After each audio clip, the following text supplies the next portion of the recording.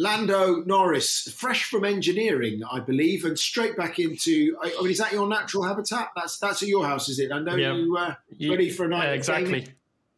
Yeah, I got my kitchen here, my bed there, and my desk here. So now I've been at McLaren all day today on the simulator and reviewing the first test of the season and preparing for the first race. So it's been been a good day.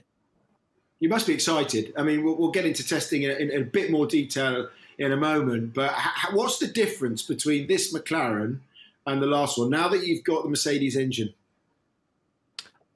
Not much. I don't know. Obviously, a lot of people expect a lot of differences, but there isn't that much. We had to use a lot of our tokens just to put the Mercedes engine in the back of the car. So, not ideal. But at the same time, the guys and girls have been working really hard on making improvements elsewhere. The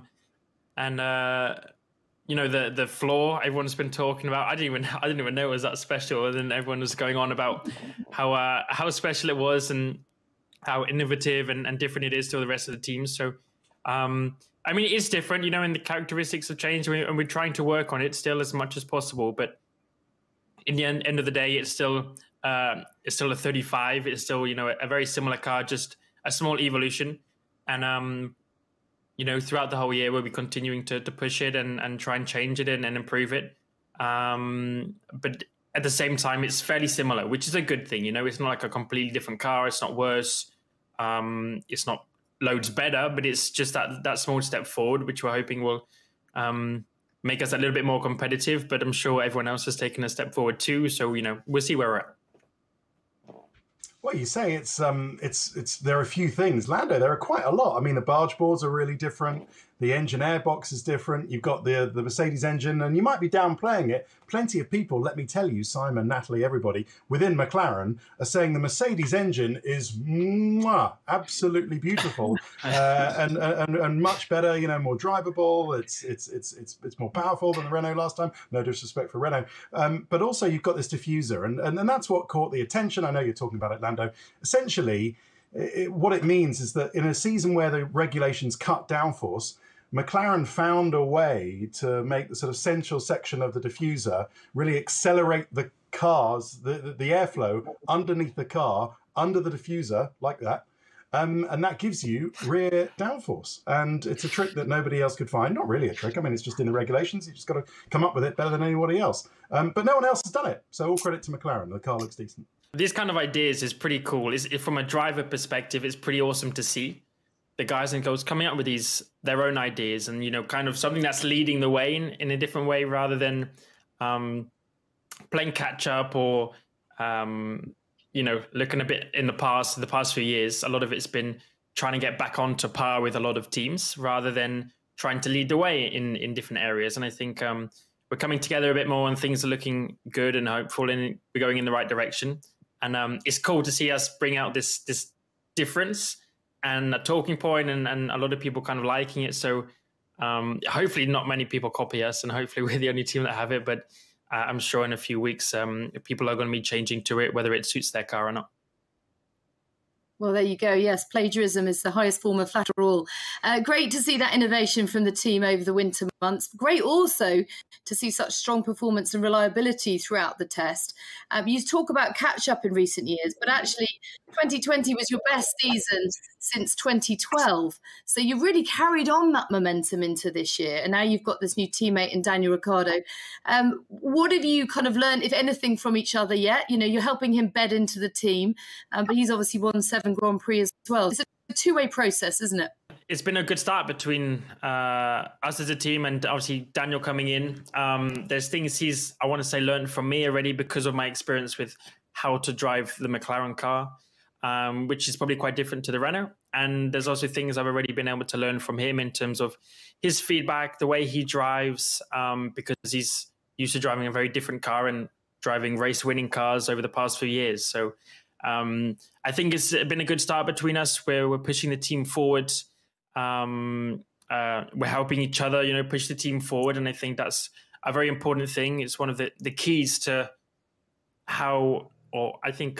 why we've done reasonably well in the past few years as a team, is how, I worked with Carlos and Carlos worked with me, and how we push the team forward and in the right direction. And that's something we need to keep going, keep doing this year too. So I think we've started off well. We're doing that at the moment, and I'm sure that's going to continue over the first few races, most importantly.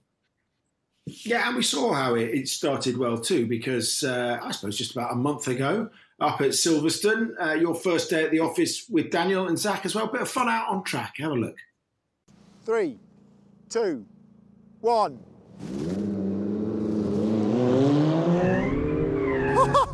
I'm holding on for dear life. Oh! Oh, and around he goes. He's run out of talent. 7-time Grand Prix spinner. Oh, that was mega. Up the inside of both of us. Woo! Oh, one of the best races of my life.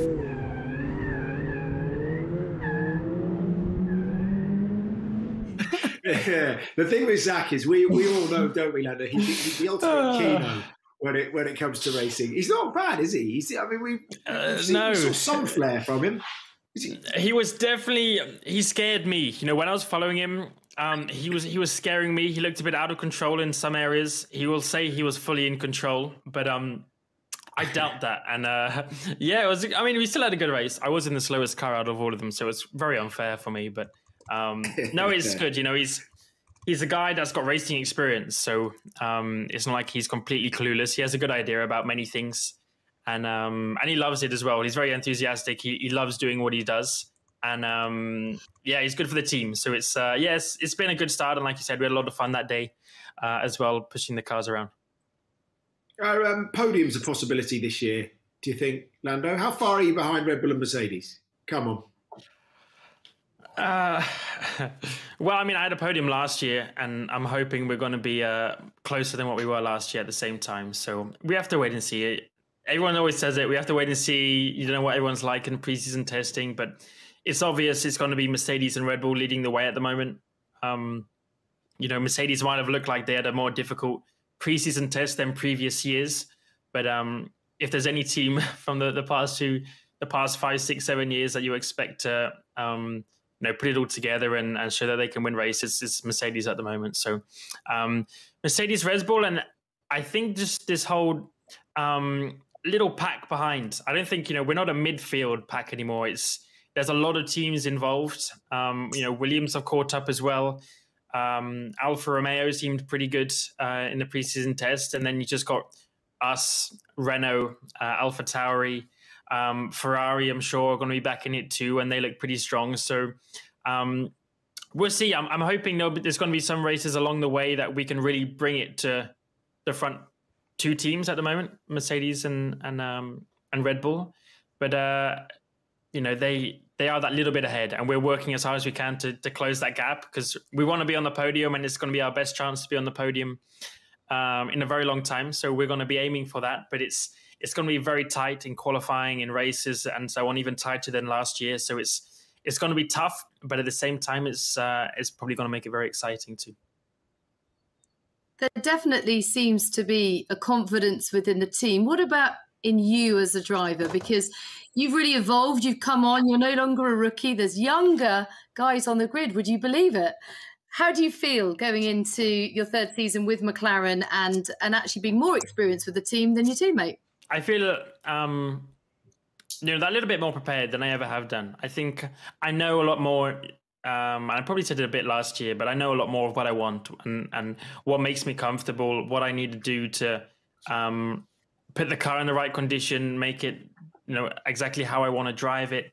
I know just simply, without being like in an arrogant way, I know what I want from the team, from the engineers, from the car, and it's as simple as that. You just have a better idea of how to extract every bit of potential out of yourself and the people and the car around you. So I think it's that, and I'm a bit more confident going into this year, just with 2 years of experience now under my belt. So I'm feeling good. I'm feeling confident. And that's about it, really. I'm just excited to get going again and get ahead to Bahrain. It's been a track where I and we have done relatively good in the past few years. So I'm hoping touch wood, we can continue that and we can have a good start to the year, which will set things off nicely. Can we all get tickets to Club Norris, please?